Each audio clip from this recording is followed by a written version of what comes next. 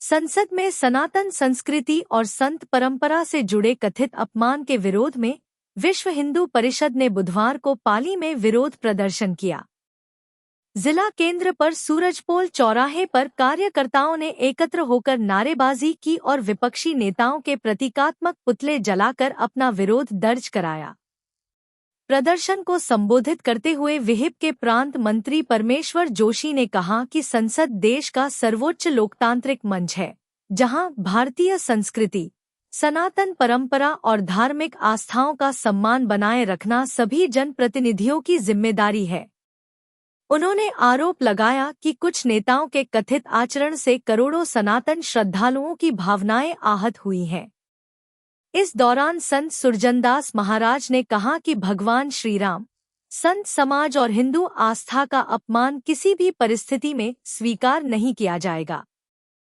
उन्होंने समाज से अपनी आस्था और संत परंपरा के सम्मान की रक्षा के लिए एकजुट रहने का आह्वान किया। सच्चाई यह है, सनातन धर्म का ह्रास करने में जो सनातनी यादव जैसा उसने साधुओं के कपड़े पहनकर अयोध्या में चोरी का जो सिलसिला के दिनों से चर्चा चल रही थी, सच्चाई तो याद है कि कोई भी साधु ने किसी तरह की अयोध्या धाम में चोरी नहीं की।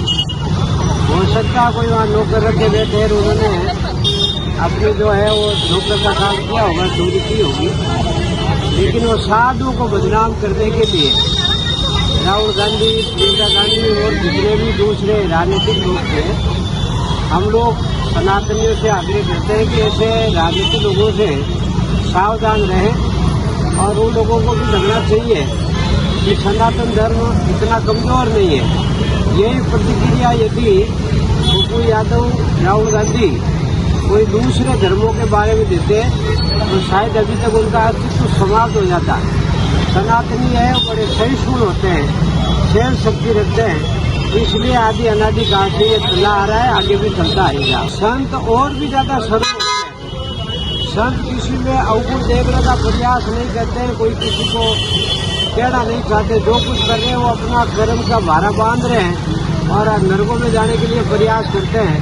इसलिए संत वापस प्रतिक्रिया नहीं देते हैं, इसलिए वो संतों को अपने आप में स्वप्न समझते हैं। एक तरफ तो संतों का मजाक उड़ा रहे हैं और दूसरी तरफ राहुल गांधी महाकाल के दर्शन करने जा रहे हैं, उसके बारे में क्या कहेंगे? अब सच्चाई तो ये है कि नाम राहुल गांधी होगा, लेकिन ऐसा है नहीं। जिनके राजीव जी के दादा दादी शुद्ध रूप से मुसलमान थे, तब फिर वो राहुल या राजीव ये गांधी कैसे हो गए, ये आज तक प्रश्न हम लोगों के समझ में नहीं आया।